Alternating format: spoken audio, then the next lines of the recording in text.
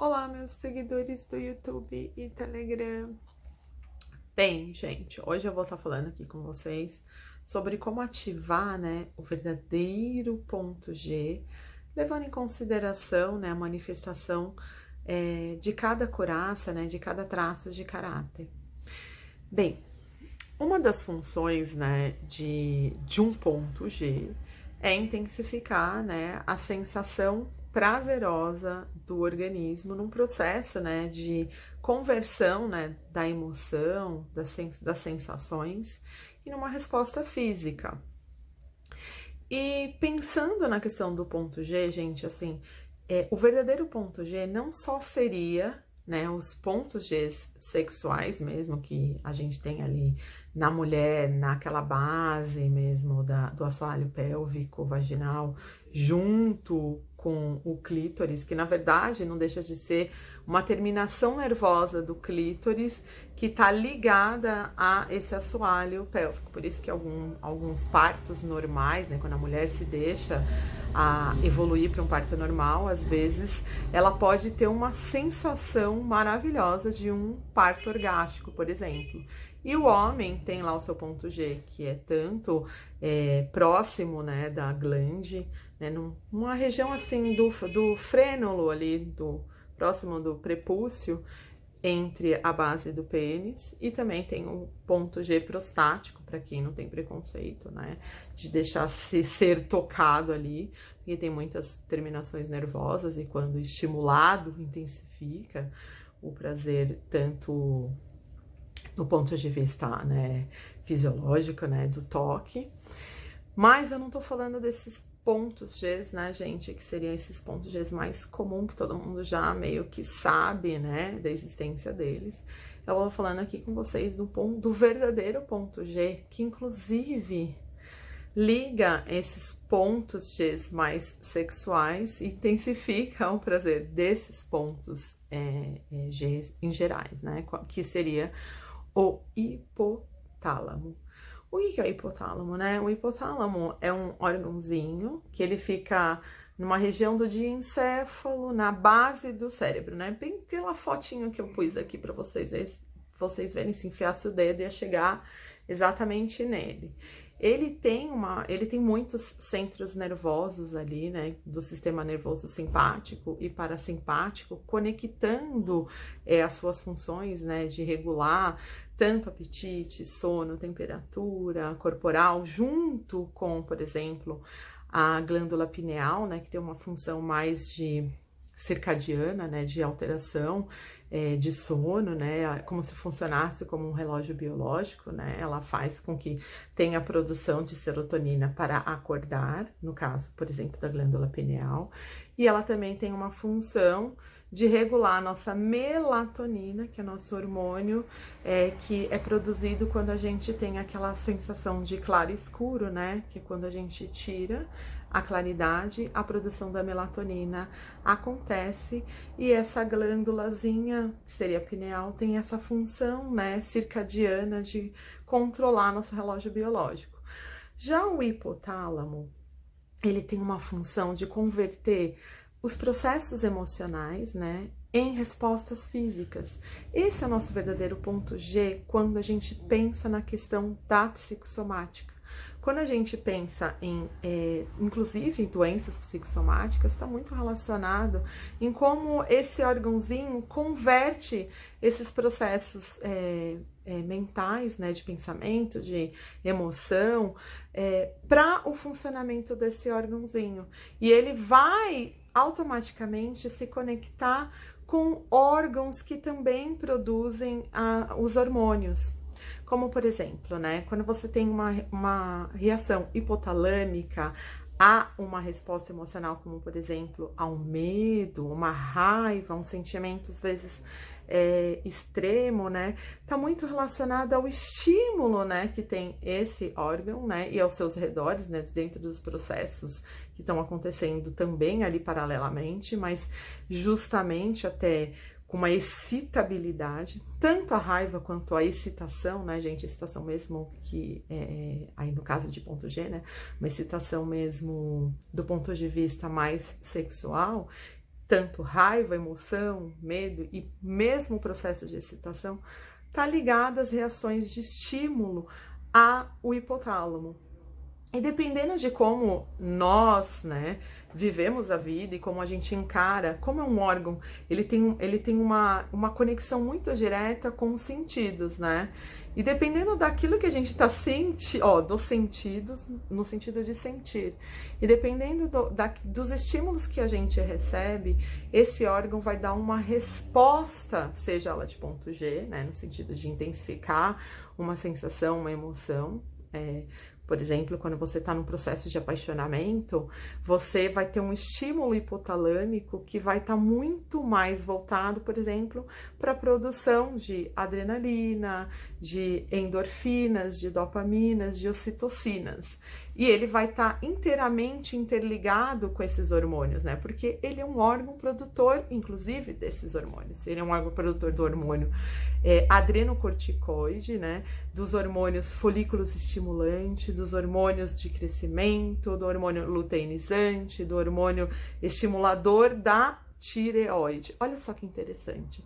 Se ele é um órgão também que estimula, né, a produção de hormônios da tireoide, tipo aquele TSH, ele também é um órgão que, se você tiver com as emoções muito cagada, ele faz com que, às vezes, você num processo, se você já tem uma histeria conversiva, por exemplo, se você num processo de uma psicossomática, no caso de uma histeria conversiva, e que você tá com as emoções ali muito bagunçada, no sentido de cagada mesmo, você pode passar por um processo conversivo, onde há uma alteração desses hormônios, entendeu? Esse TSH, né, o hormônio estimulador da tireoide, onde tu, por exemplo, pode ter um estímulo maior, por exemplo, para o apetite. E aí tu aí que tá passando por, às vezes, por questões emocionais, sei lá, pode ser, vamos colocar assim, uma paixão mal correspondida, ou mesmo você tá passando por uma situação meio bandida na sua vida, situações que mexem com o seu campo emocional, também vai mexer com esses hormônios e que pode mexer com a resposta física psicossomática, por exemplo, convertendo num processo de obesidade, por exemplo, gente, para você ver como esse é realmente o verdadeiro ponto G, porque ele mexe com tudo, ele mexe até com seus hormônios, que pode estimular um hormônio do crescimento, o hormônio do crescimento em excesso, gente, pode gerar cânceres.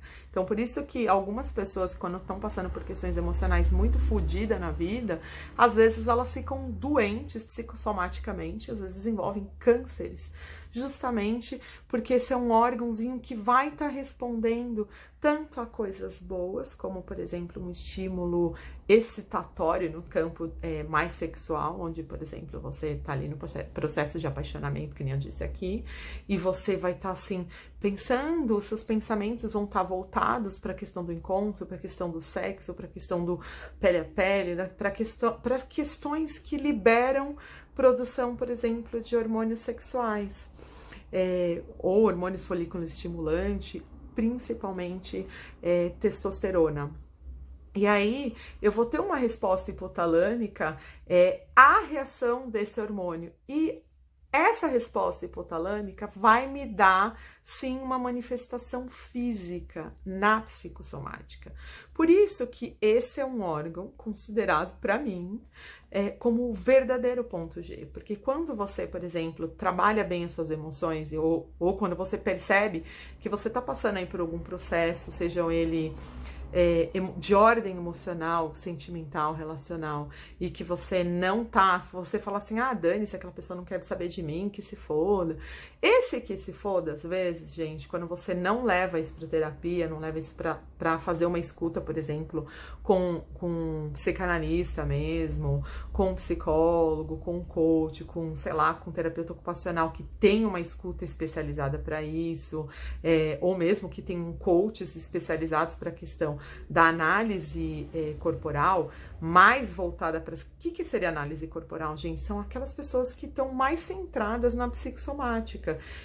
Eu coloco como Reich porque, assim, eu uso muito as questões dos traços, de todas as coraças, né, de caráter. Então, eu trago mais para esse lado reichiano essa visão, por exemplo, da análise anatômico-corporal, que é o que eu chamo, mas que chama análise corporal. Por quê? Porque o corpo, gente, é o soma, né? E o psicológico são as emoções, são... Aí dentro do psicológico tem cognitivo, tem pensamento, tem um monte de outras coisas que tá ali no software das nossas questões. E o nosso hardware, ele tem sim uma... Hardware, a gente tem sim uma influência de uma coisa com a outra. E que desestrutura, né? Como você colocar, sei lá, o seu computador virado para a parede em determinado lugar, a fonte vai esquentando a ponto de a parte física do computador alterar a parte do software, da inteligência do computador. E o nosso corpo funciona mais ou menos nessa linhagem. Por isso que, inclusive, eu me especializei mais na psicossomática, porque tem muito mais a ver com aquilo que eu acredito, né? Porque a gente não deixa de ser mente sem um corpo, e não tem corpo sem mente. Então, uma coisa está relacionada com a outra, mas existem órgãos específicos no corpo que estão muito mais relacionados a um determinado X de resposta do nosso organismo. Como, por exemplo, o hipotálamo, né? Como ele está situado ali no diencéfalo, numa base, né? Que se você for com o dedo, que nem na fotinho que eu coloquei, você vai encontrar ali numerosos centros nervosos, você vai estar embaixo, vai ter ali a glândula pineal, todas elas estão fazendo funções. E esse em específico, o hipotálamo em específico, ele tem essa função de converter nossas emoções, nossos medos, nossas excitações em algo de estímulo pro corpo.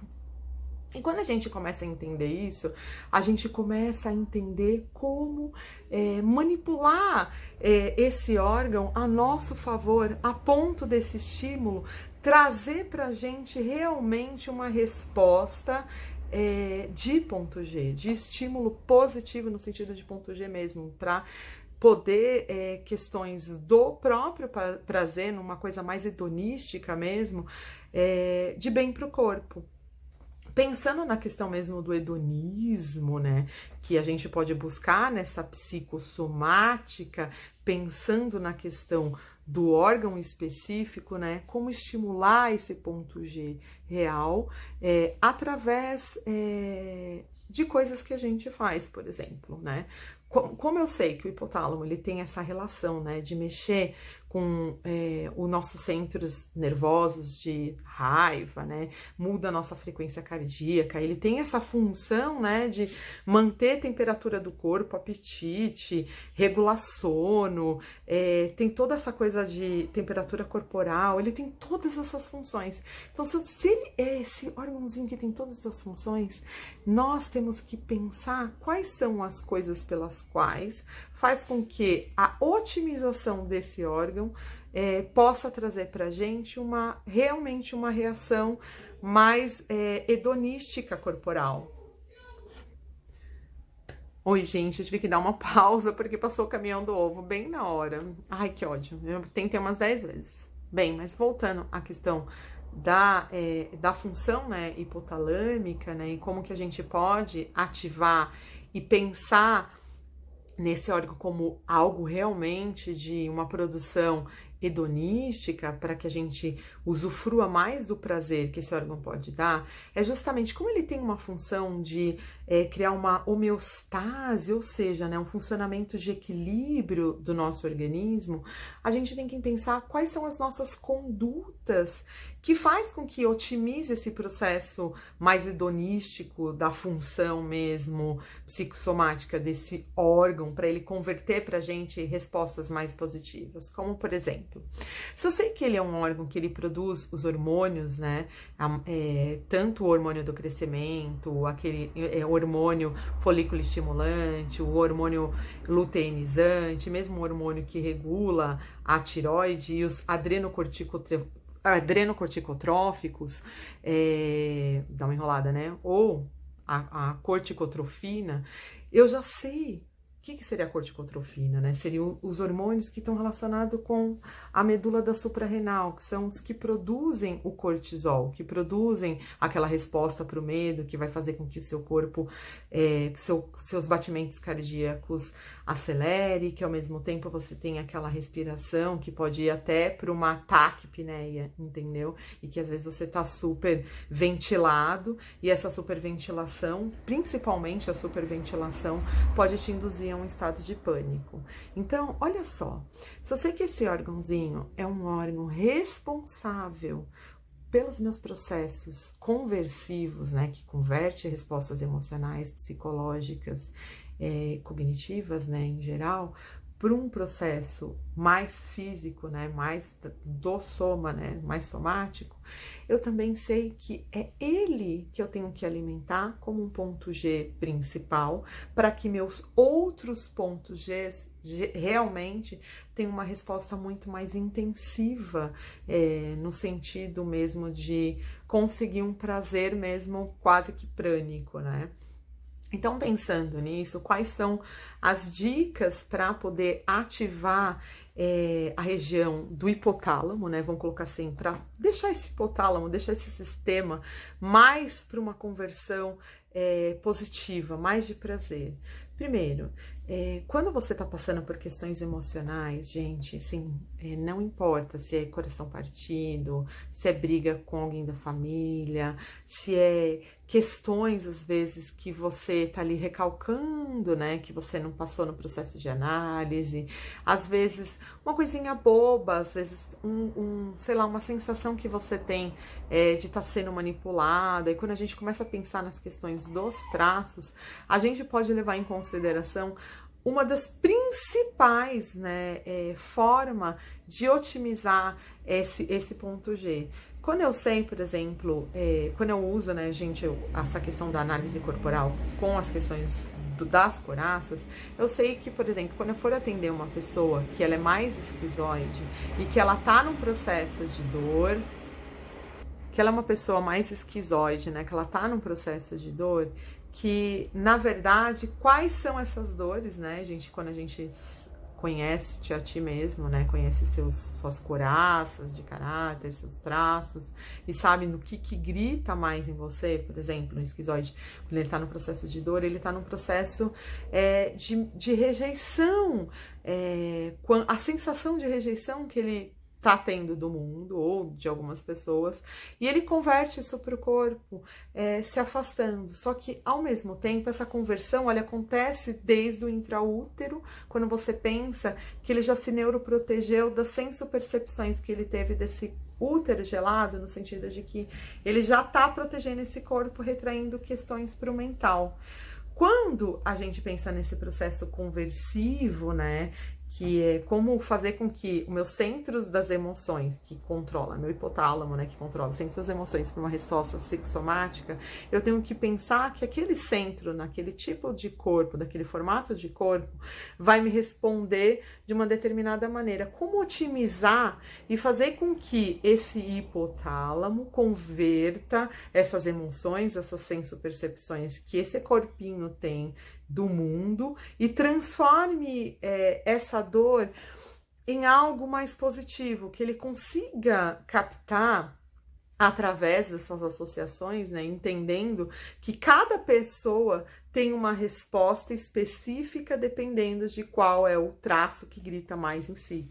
Como, por exemplo, o exemplo que eu tô dando de um esquizoide, como ativar o ponto G de um esquizoide hipotalamicamente, levando em consideração a própria condição dele, tanto cognitiva quanto anatômico-corporal. Como pensar nisso, né? Eu, por exemplo, quando eu vejo uma pessoa que tá totalmente na dor, é um esquizoide na dor, ele já tá muito mais isolado, ele não tá conversando com ninguém, ele tá fazendo as coisas dele ali sozinho, tá tentando buscar algo que dê sentido, ou tentando fugir, né, no primeiro mecanismo de defesa do ser humano, que é a fuga, tentando fugir, às vezes, de uma situação de desconforto, como ele já aprendeu a fazer desde o intraútero, colocando toda a energia dele da própria mielinização para o sistema nervoso central, desenvolvendo um cérebro muito maior em proporção céfalo-caudal ao corpo, né? Muito maior, e com isso desenvolvendo esse tipo de traço. Como ativar positivamente esse ponto G?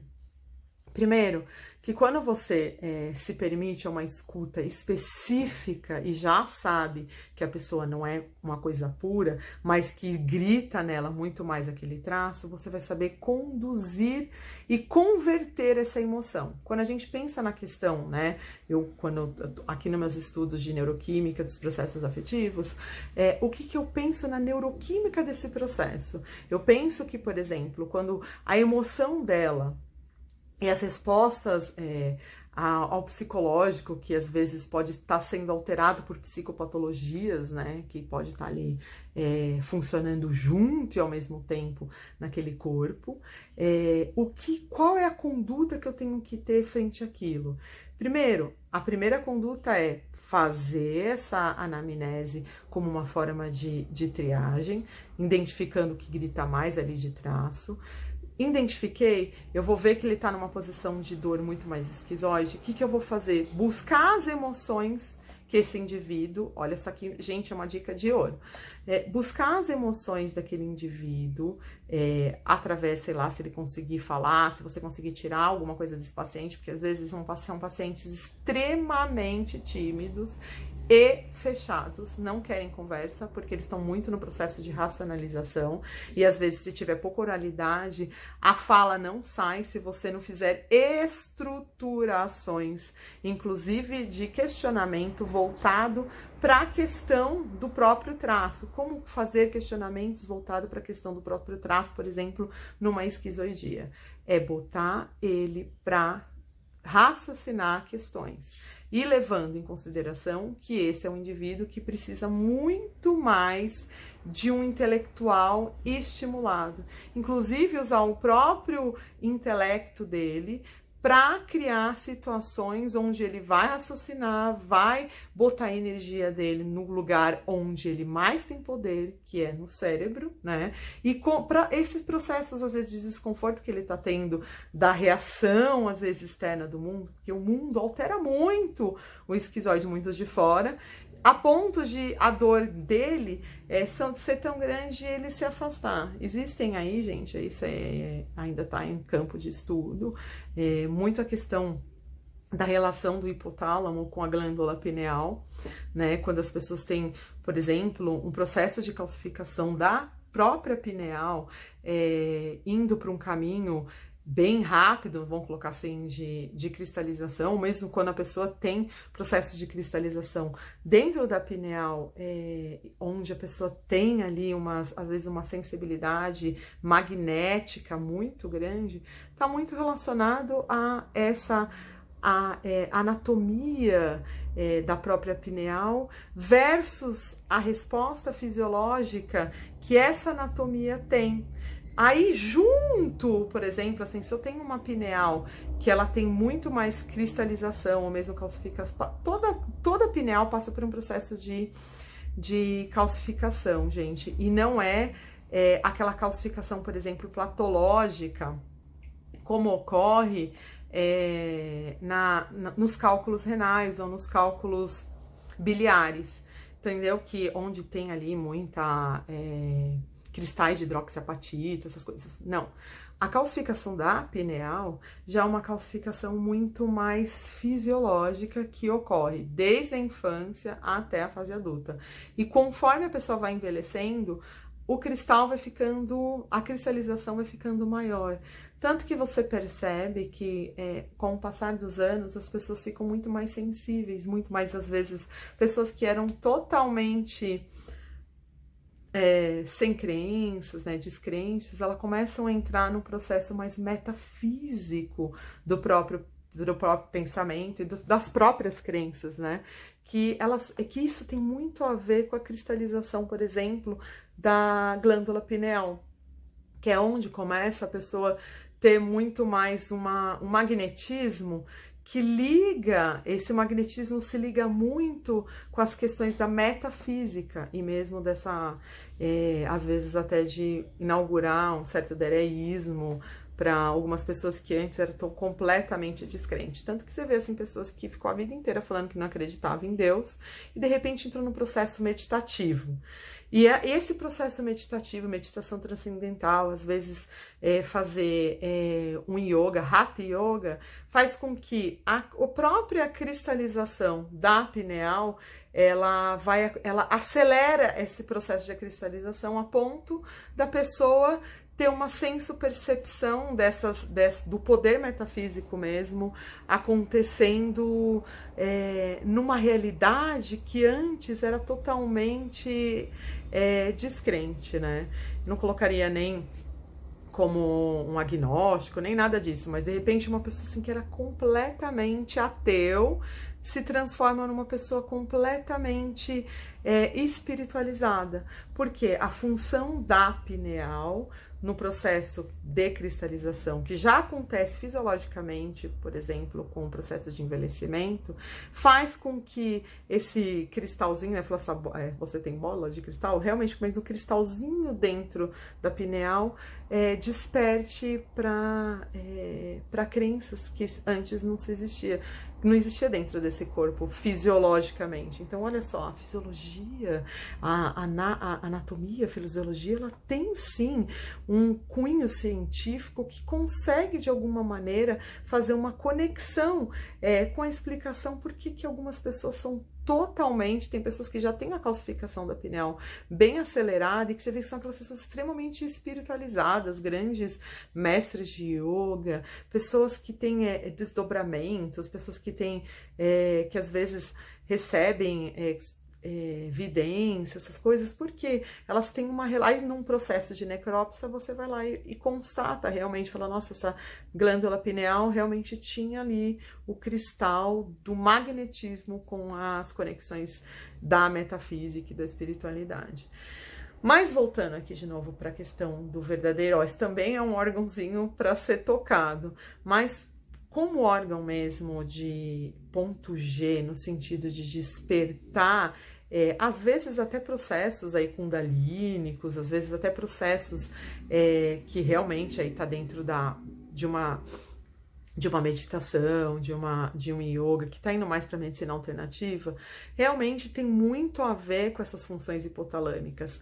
Quando, por exemplo, você é uma pessoa que tem zero assim, de atividade física ou mesmo desses encontros, dessas buscas, dessas coisas para poder ativar, e de repente você já tem uma sensibilidade muito maior, por exemplo, para poesia, para coisas mais da arte, que são despertadas também, gente, através desses estímulos hipotalâmicos. Quais são os estímulos hipotalâmicos que, por exemplo, o traço de caráter esquizoide precisa, às vezes, para poder estar otimizando e convertendo as emoções para uma resposta positiva? É justamente isso, oferecer para essa mente que já tá assim numa hiperatividade muito grande, um campo às vezes de uma respiração, né? Quando a gente fala de meditação, que a gente fala, grandes filósofos meditavam, e o René Descartes, por exemplo, foi uma das primeiras pessoas que falou, por exemplo, que a glândula pineal era o centro da alma do ser humano. Por quê? Porque ele sentia que a coisa vinha de lá, assim, ó, tipo, não tinha nem ressonância, nem nada. Ele sentia que a alma ficava concentrada ali. Num processo de respiração, olha, o René Descartes, gente, não tinha tecnologia nenhuma ainda para ser confirmado, e ele já tinha essa senso-percepção que a alma estava ali, porque a conexão. Por que a alma está na glândula pineal, que na verdade, que a gente sabe mesmo, está no hipotálamo, né? Porque o hipotálamo, sim, regula a questão das respostas emocionais para o campo da psicossomática. E, por exemplo, a glândula pineal, ela tem uma função magnética, ela tem uma função de regular nosso relógio biológico quanto, por exemplo, as questões circadianas, ele consegue, é como nos bichinhos, né? Tipo, se apagar a luz, se te passou lá um eclipse e ficou tudo escuro, os bichinhos vão dormir, porque a glândula deles, que é o relógio regulador, a glândula pineal, por exemplo, pode ser considerado o nosso relógio biológico. Por quê? Dependendo do escuro, ela vai produzir melatonina. E a melatonina é o hormônio, né, responsável pelo nosso relaxamento e o início e condução do sono. E uma claridade faz com que essa glândula sinta, né? Ela sente que ela tem que produzir, por exemplo, serotonina, bastante serotonina para você acordar e estar desperto.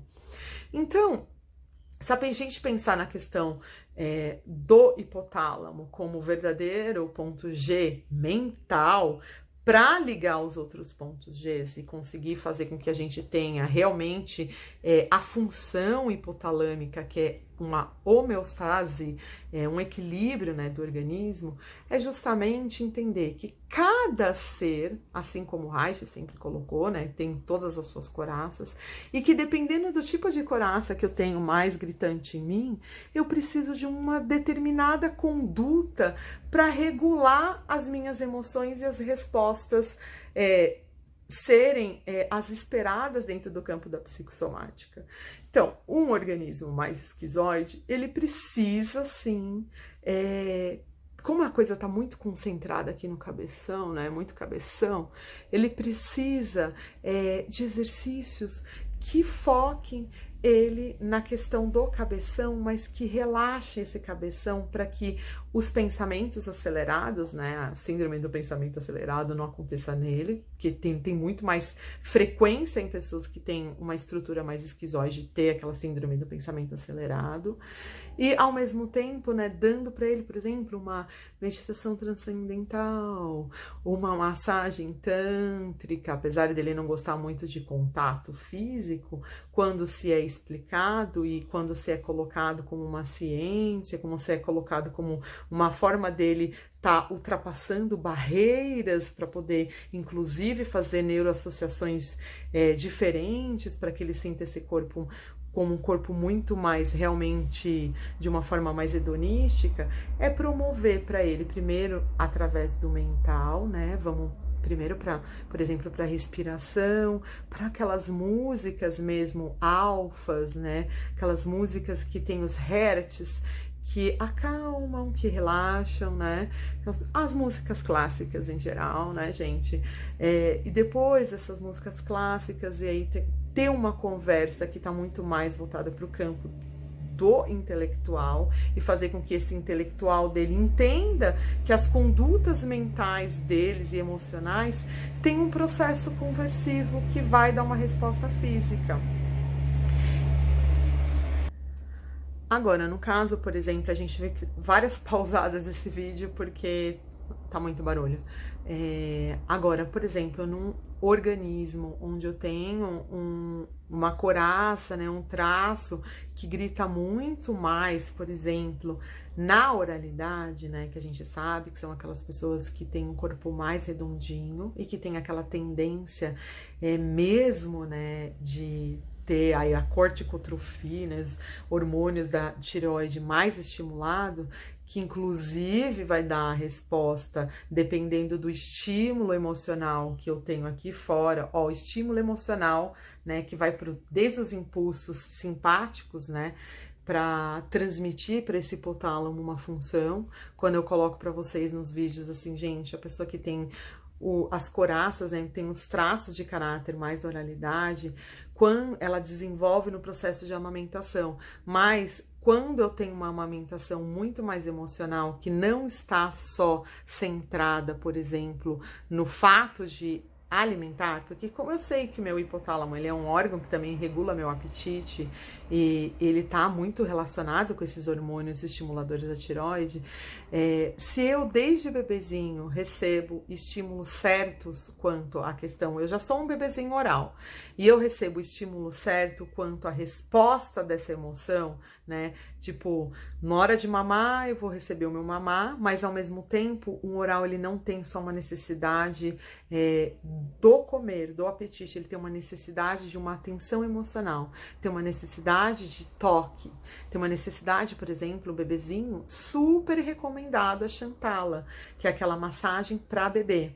Quanto mais eu promover para esse corpo estímulos, né, e que ele sinta o prazer vindo lá de fora, que vai estar mexendo com todos os neurotransmissores do corpo, eu vou estar fortalecendo esse hipotálamo a processos conversivos positivos e de funcionamento do estímulo, por exemplo, da tireoide e da corticotrofina na quantidade certa, me dando às vezes quantidade de oxitocinas, né, e endorfinas, estimulando a minha produção, por exemplo, do hormônio do crescimento no lugar certo, e não indo, por exemplo, para um acúmulo de cortisol que vai me converter num processo muito mais conversivo, que vai estar indo, por exemplo, para um ciclo mais voltado para a glicogenólise, aliás, neogênese. Pensando na questão do ciclo de Krebs. Então, quando você, por exemplo, otimiza um corpo, dando para ele a resposta específica hipotalâmica, né, do ponto G certo, pensando na questão de qual é o traço que grita mais nesse corpo, mais eu vou estar otimizando a resposta somática para que aquele corpo, de alguma maneira, tem assim um desempenho fisiológico, né, pro saudável, né, salutogênico, e não indo para a questão, por exemplo, quando eu tenho, vamos dar um exemplo ao contrário, né, quando eu tenho processos conversivos emocionais que está muito relacionado ao estímulo da tireoide, ao estímulo da corticotrofina, que vai me dar uma resposta, por exemplo, numa experimentação negativa, onde eu vou produzir mais apetite, né, a criança vai receber lá, tipo, a criança chorou, estressou a mãe, estressou o pai, estressou a entidade que tá cuidando da criança. Se eles entendem assim, não, essa pestinha quer tomar mais mamadeira, vai lá e dá.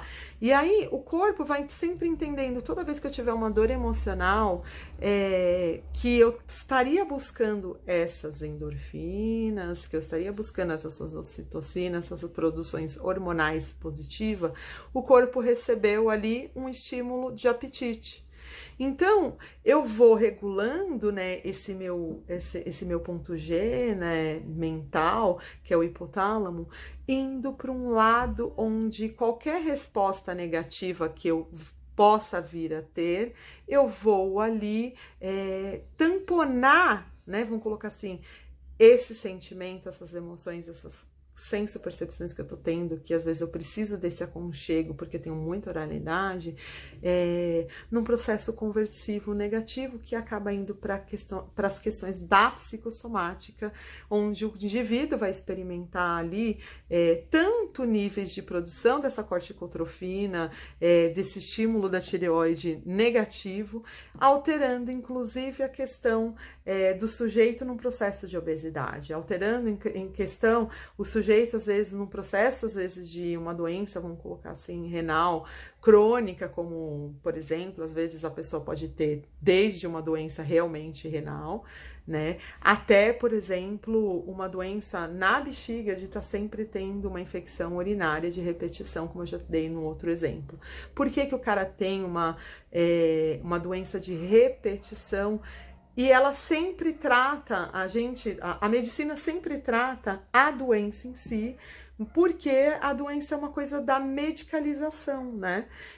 Mas no fundo, a patologia, ela tem uma causa. A gente trata aqui, às vezes, de uma maneira superficial, o processo patológico que levou o cara a estar naquilo, entendeu? Então, assim, a gente vai lá tratar a infecção urinária causada por... Vai lá fazer uma hemocultura e vai descobrir qual que bicho que tá pegando ali e vai tratar o bicho. Só que Daqui a pouco o sujeito volta com a mesma coisa, só que ele já está resistente àquele remédio.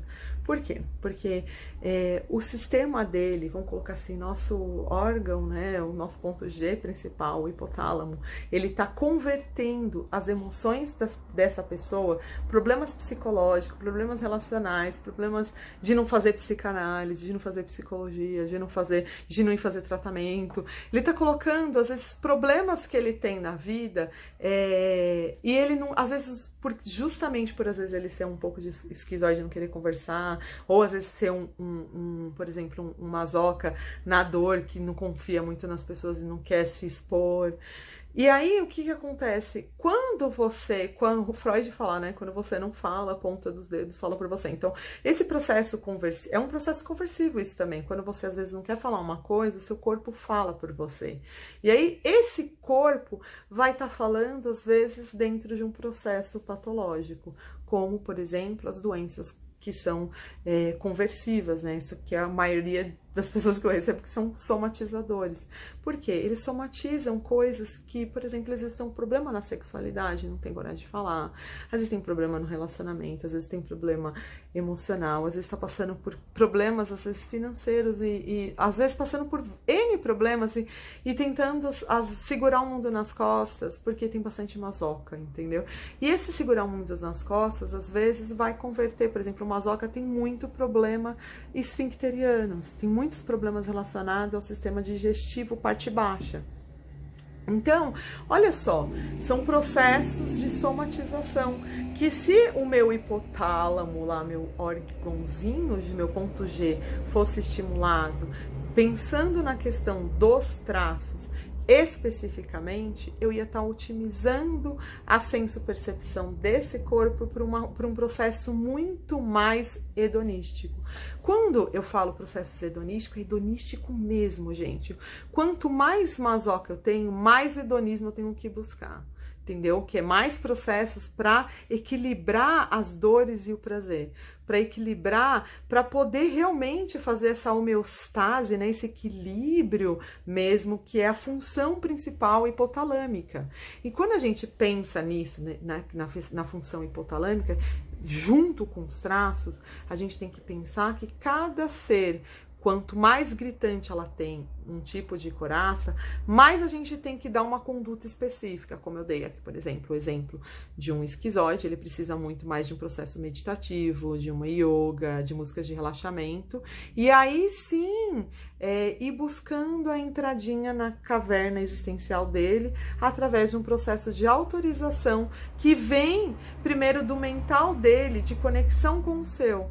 No caso, por exemplo, de um oral, é justamente dar para esse oral um campo de escuta, um campo onde ele possa ali falar suas questões que ele precisa de pelo menos de 22 mil palavras serem ditas por dia, para ele poder se sentir representado psiquicamente, fisiologicamente, para que esse hipotálamo dele converta os processos somáticos para uma coisa muito mais hedonística. Então, assim, o oral, ele precisa, assim, de um campo de escuta, um oral que mais precisa de análise, gente.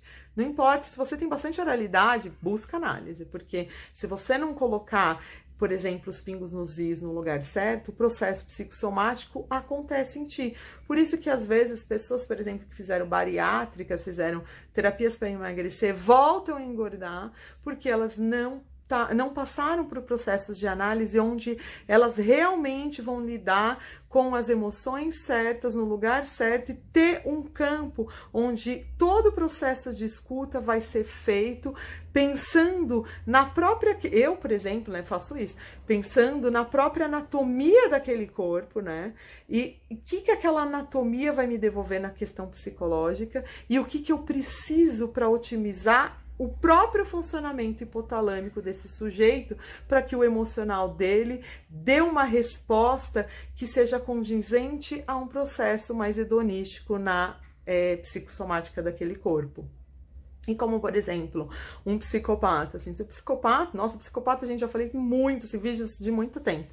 O psicopata, ele passa pela mesma coisa. Se você cata um cara, por exemplo, que tá no vitimismo, que só fala de dor, que só fala, reclama dos outros, que tá só simplesmente se colocando numa posição de mendigo emocional, entendeu? Um mendigo, verdadeiro mendigo emocional, que se coloca ali como coitadinho e que fica ali só falando dos problemas, da dor na perna, da dor no cu, da dor de todos os lugares. Se a gente não colocar, por exemplo, essa pessoa no lugar certo, olha assim, ó, de saber que o traço gritante dele, aquela couraça dele tá vestida disso, né, que ele tá ali vestido com aquelas couraças e que no fundo, embaixo dessas couraças, desse camaleão, tem um psicopatão que tá ali só reclamando, porque ele precisa de alguma coisa que bote ele no recurso dele. E quando a gente, por exemplo, coloca ele, mostra pra ele assim que ele tem, ao invés de ele ser uma vítima, ele tem que ser um vencedor, e que a gente não vai colocando isso assim, você tem que ser um vencedor, vai falando assim, não, você vai mostrando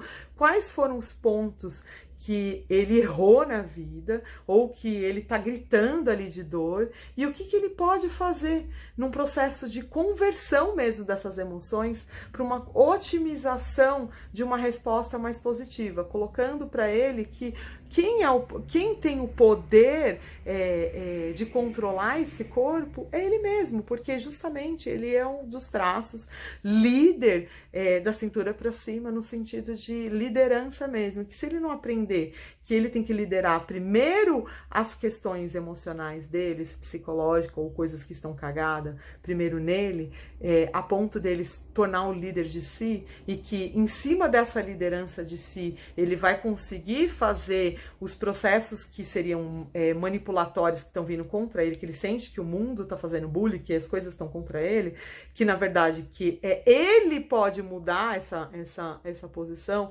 e no momento que ele começa a identificar que ele pode sair de uma posição de vítima para uma posição de líder e de vencedor, automaticamente eu vou estar dando para essa senso-percepção hipotalâmica campos, né, de controle emocional. Aí, gente, existem N recursos. Às vezes a pessoa está numa dor tão grande que você já a pessoa já passou por 500 terapias, assim, sério mesmo, que vem um prontuário gigantesco, e aí o cara nunca passa a dor do cara, nunca se dá morfina, o cara dá com dor lá, tá na vítima, entendeu? Então, o que você faz para tirar a dor da alma dessa pessoa? Às vezes é necessário, sim, uma suplementação para otimizar, inclusive, o funcionamento desse órgão que é o nosso ponto G, que é o hipotálamo. Às vezes uma suplementação triptofânica, com GABA,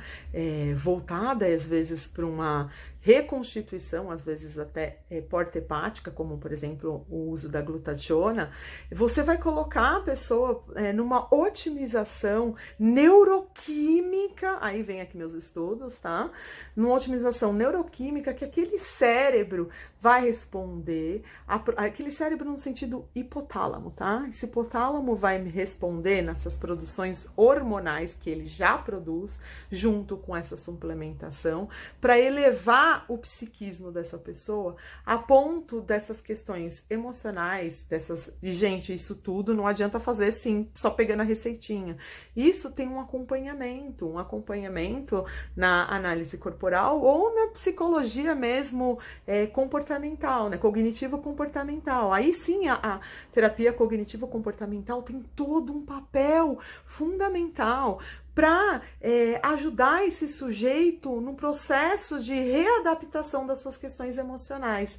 Porém, sem esquecer que existe sim um advento que tem que ser pensado, que é a própria neuroconstituição desse órgãozinho, desse ponto G, às vezes tá ali detonado, tá cagado. E ele, às vezes, precisa, sim, de um limpador, né? Vamos colocar assim, com esses processos mais voltados para suplementação, para limpar esse hipotálamo cagado, que às vezes está produzindo excesso de corticotrofina, excesso de adrenalina, excesso de estimuladores cagados da tireoide.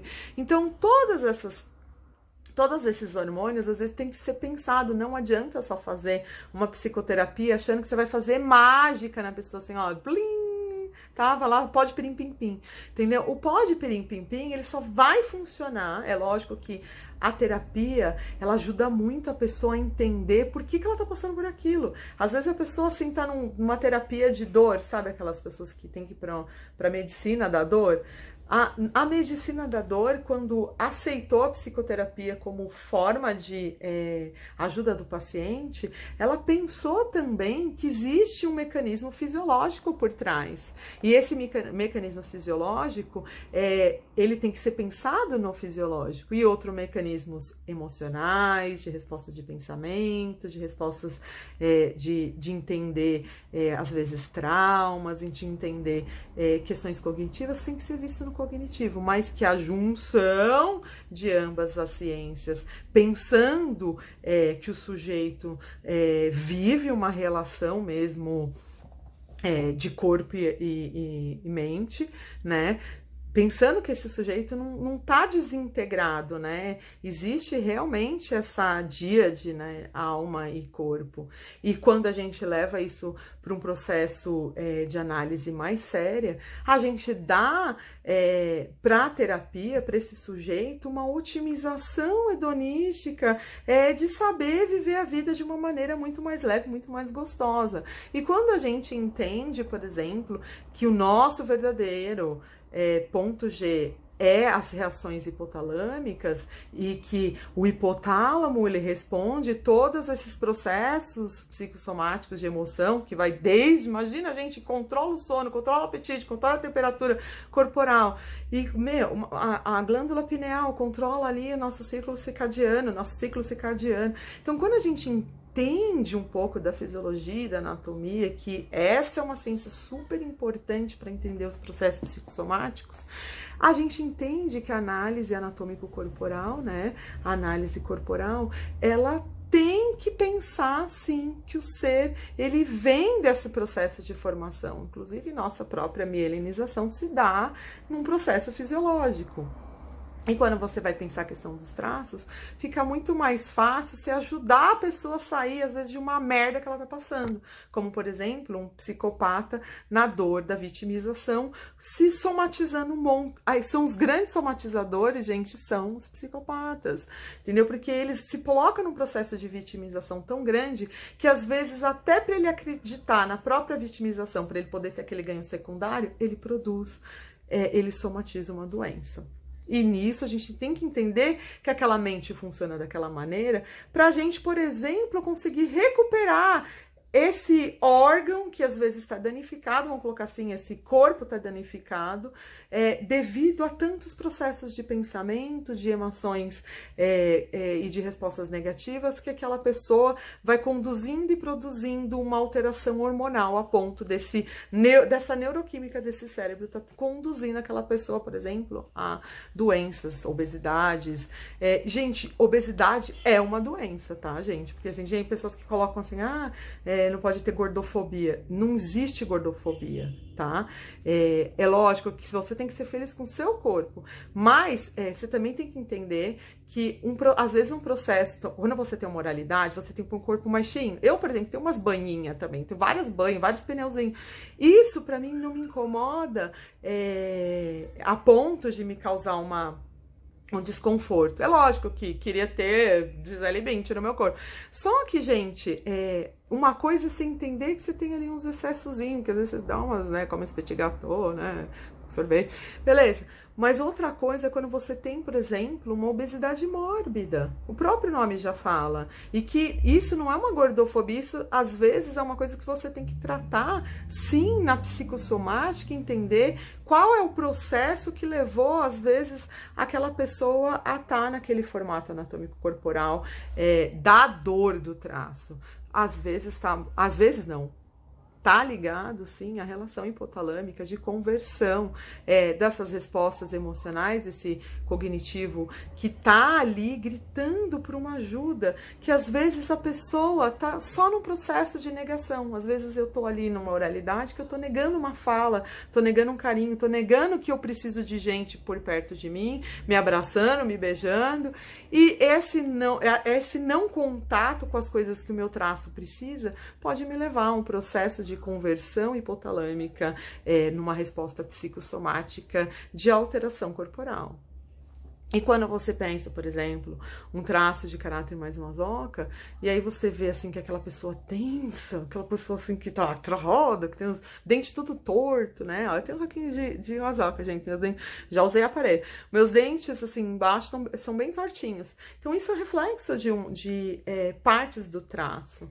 Então aí você vê assim que se a pessoa fica muito tensa, ela vai desenvolver psicopatologias de tensão, como por exemplo, às vezes questões que nem eu coloquei para vocês, de questões que tá relacionado ao esfíncter, ao controle esfincteriano, ou às vezes questões que estão relacionadas travas, extensões do corpo, né? Pessoas que têm às vezes problemas até cardíacos conversivos, justamente porque é uma pessoa muito fechada, se trava muito numa vasoconstricção. E essa vasoconstricção tem sim uma alteração que pode gerar uma patologia real, como, sei lá, cardiopatias, como eu coloquei, problemas digestivos graves, e que bastou a pessoa estar em terapia, buscando análise corporal, que, por exemplo, essas questões vão ser subentendidas e entendidas e vão já passar desde as primeiras sessões para um processo de conversão ao contrário, ou ajuda da pessoa, assim, às vezes até uma indicação de outras terapias em conjunto, como meditação, às vezes massagem, gente, coisas que eu receito, massagem, depende, né, porque tem pessoas que também tudo tem que ser avaliado, como que a pessoa tá fisiologicamente, como que tá o psicológico, para você poder fazer essas indicações, às vezes fazer um processo meditativo. Meditação é bom para todo mundo, gente. Como fazer, por exemplo, yoga, como fazer, por exemplo, às vezes ir para um tratamento psiquiátrico, porque já alterou tanto, né, essa questão conversiva que é real, ou uma patologia. Então, assim, a gente tem que pensar os traços como uma coisa, assim, que na verdade, uma ferramenta da gente conseguir fazer os diagnósticos corretos e colocar esse corpo numa homeostase, entendeu? Para que ele usufrua desse equilíbrio mais hedonístico. E às vezes é necessário buscar ajuda, gente. Às vezes você fica ali guardando, por isso que tu tá gordão. Às vezes você tá ali guardando, por isso você tá histérica, conversiva, não consegue gozar, por exemplo, não consegue libertar, e às vezes a sua rigidez, que às vezes está muito rígida. Então, uma pessoa, por exemplo, agora num traço mais rígido, como buscar o controle hipotalâmico do ponto G de um rígido? O rígido, ele precisa entender que a rigidez dele coloca nele essa sexualidade, que às vezes, se ela estiver totalmente reprimida no campo da sexualidade mesmo, aí vai dar outras merdas, entendeu? Às vezes, os outros traços, a pessoa tem oralidade, a oralidade vai ultrapassar para poder tamponar o sintoma que está sendo recalcado.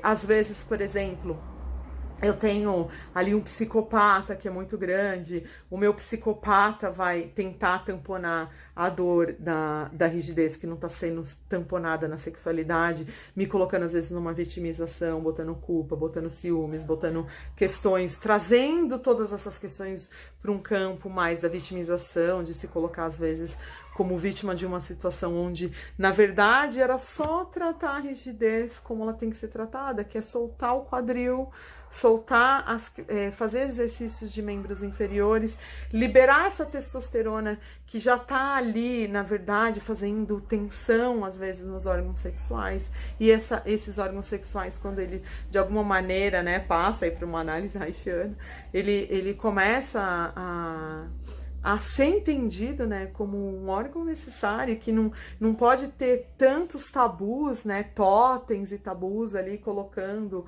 para o sujeito que ele não pode atingir orgasmos e tá vivenciando situações que lhe causam prazer. Então, quando você tá numa análise que está muito mais voltada para a questão corporal, você vai ser muito mais escutado na necessidade que esse corpo está mostrando que realmente está alterando o cognitivo. E quando você entende isso, atingir, né, o ponto G, né, verdadeiro, hipotalâmico, num processo de realmente de equilíbrio, fica muito